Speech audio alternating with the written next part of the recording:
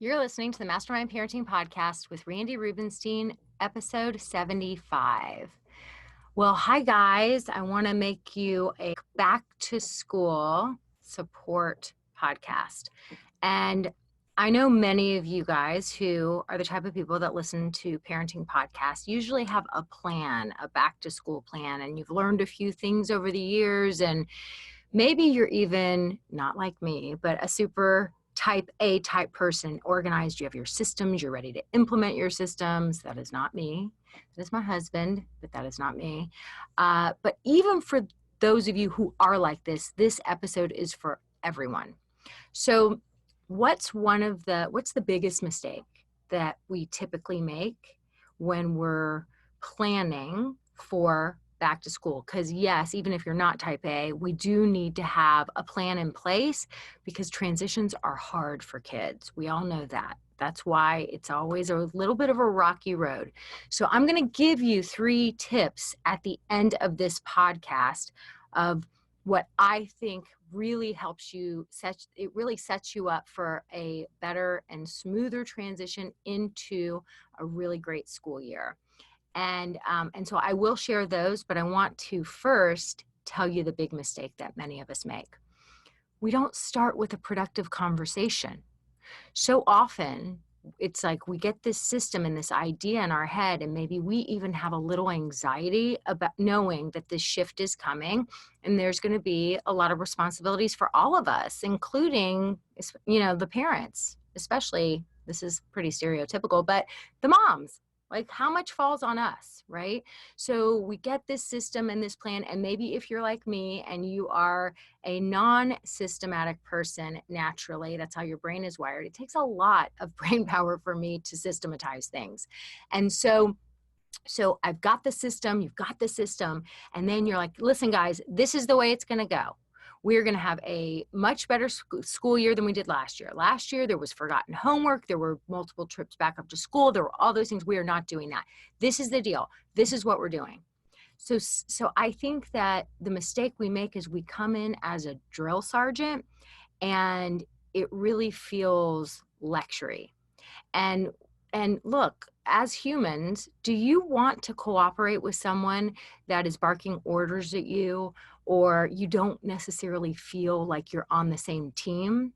No, you don't. So we want to come at it from that place of, we're going to have a productive conversation. So we're going to show up with the pack leadership. We're going to show up with a little bit of pre-planning. And we're also going to involve the people. So how do we have a productive conversation? My process, as many of you guys know, is SAP. And SAP, or SAP, is how to have a productive conversation by infusing empathy into the communication exchange without feeling like a sap. Of course, I have to make it kitschy so you can remember it, because this works and it helps. These little games help the brain to remember. So SAP, to have a productive conversation.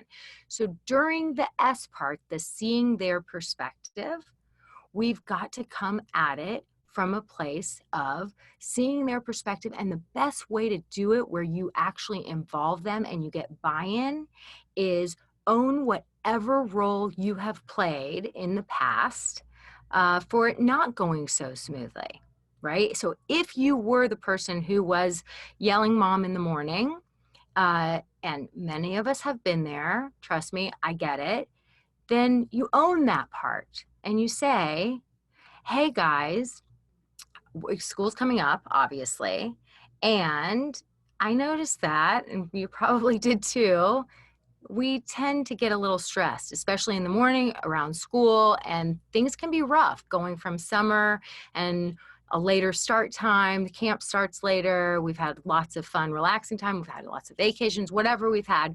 And school year, everything tightens up. And I noticed that I become kind of a stress ball during the school year, especially during the morning, or when I get panicked about you guys not getting to bed on time. So I know that's not helpful. Have y'all noticed that I become a little different version of me, that maybe I seem more relaxed in the summer? I don't know. Have y'all noticed that? So S, you see their perspective. Their perspective is, Why does mom have to be such a ball of stress during the school year? Chill the F out, you know?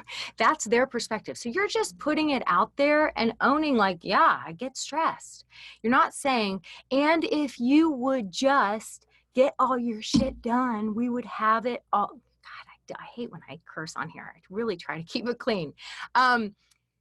If you get it all done, then everything could run more smoothly, because that feels like blame. And when you go to the place of blame, guess what? You're not going to have a productive conversation. No one wants to take the blame. Nobody wants to be blamed, right?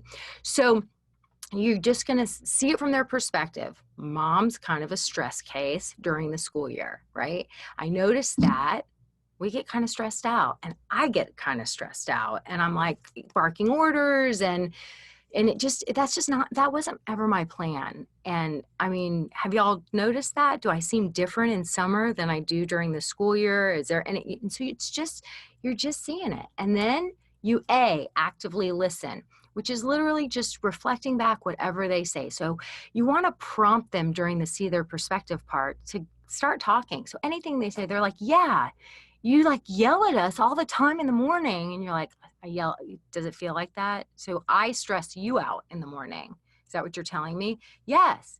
And then when you go to school, does it take you a little while to unwind and to come down? Side note, just so y'all know, when we do start our days in this way, we literally are sending our kids off to school at a deficit for learning, because it takes a couple hours for those cortisol levels those stress levels to come down in them. So we really do need to get this right, because most of us, it's important. We want our kids to be successful in school. And so when we send them at a deficit, it's worse than sending them without breakfast, without fuel. We're sending them with heightened cortisol. Okay, back to the productive conversation. So when they start to tell you, yeah, you're like, oh, so that feels stressful. So you already have like a whole day on your plate. You've got to go, and you've got to do all the things at school and sit in that desk and maybe be bored part of the time. And then I'm over here stressing you out before you go and have that kind of day. That doesn't feel very helpful.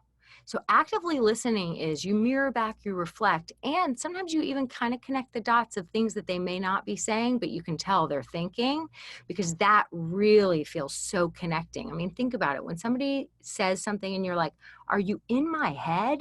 You feel like they get me, like they really get me. And that's what we want our kids to feel about us, because that is empathy. That is taking empathy and making it into a verb, where we're doing empathy, they feel it, and now we've got two people having a conversation from this part, from their brain state that is, the executive part of your brain, right? That's where all of the awesome decision making, and that's where you're your smartest self. So when we use empathy, we actually are having an impactful conversation that they're gonna remember. When we lecture and start off as the drill sergeant, they're gonna get defensive. It's a natural reaction to get defensive when you feel like somebody's blaming you or attacking you. So when we come at it from this approach, we've got two people who are in the right brain state. So then when we move on to the P part in the problem solving, you really want to kind of say, so like, do you have any ideas for how things can run more smoothly during the morning and after school and before bed? Like, what are your ideas? Do you have any? And you prompt them to see, and anything they say, you're like, interesting. I like where you're going with that. Can you say more? So you're really involving them. Where you're going to get to is you're going to share your new rules. This is where you get to come in and say, well, I've been thinking about it, and these are 3 ways that I think we will be way more successful and less stressed out during the school year.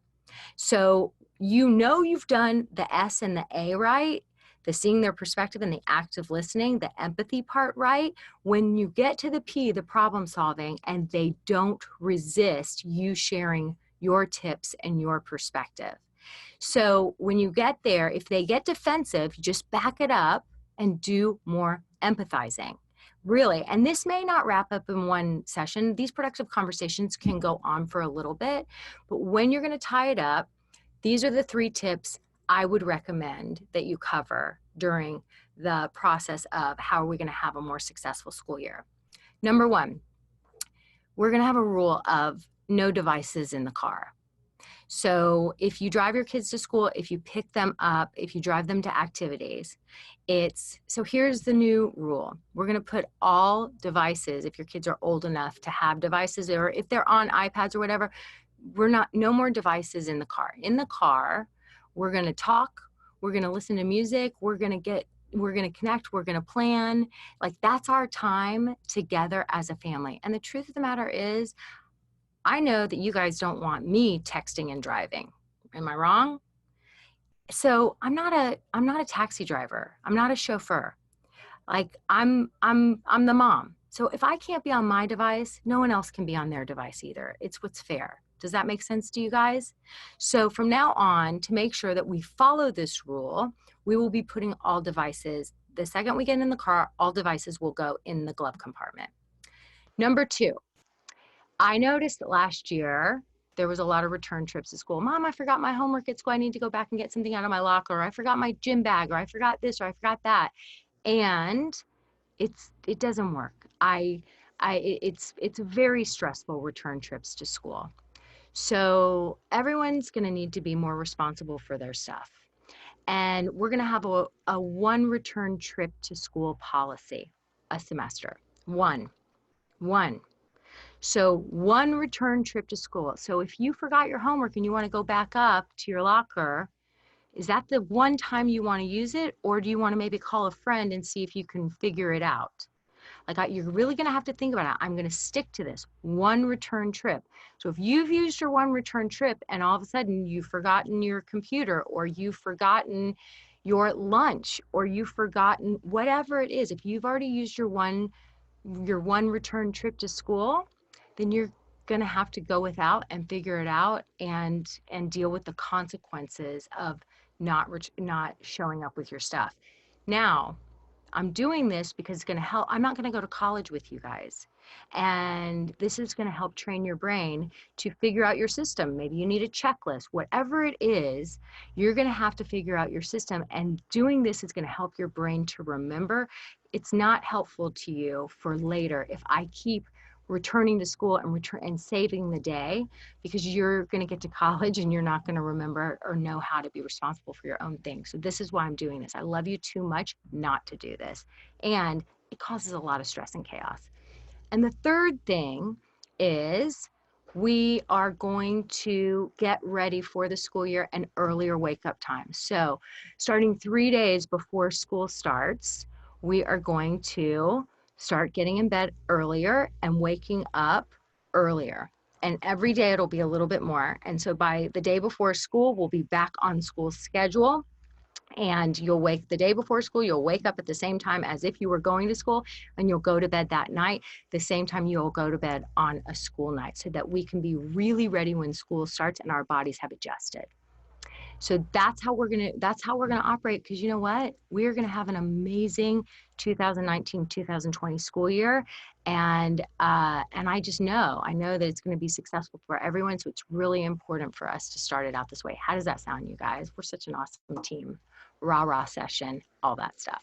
So that's how we show up in pack leadership, have a productive conversation. Everyone's on the same page, everyone's been involved, and we get it. We've established what the rules for the school year are and what the consequences are. One return trip to school.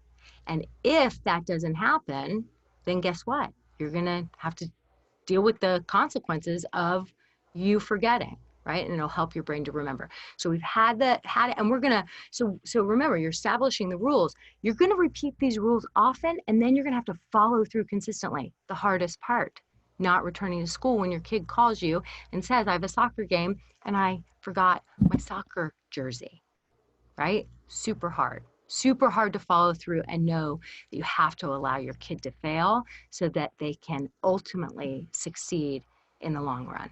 So, okay, that's what I've got for you guys. And I want to end it on one last note.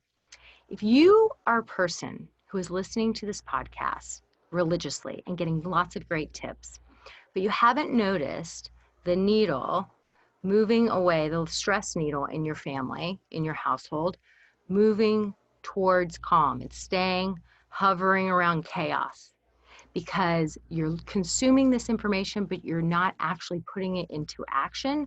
I want you to know, A, you're a human. It's very hard to create behavior change in your life. That's why I have my membership community. We're opening enrollment for the fall very soon.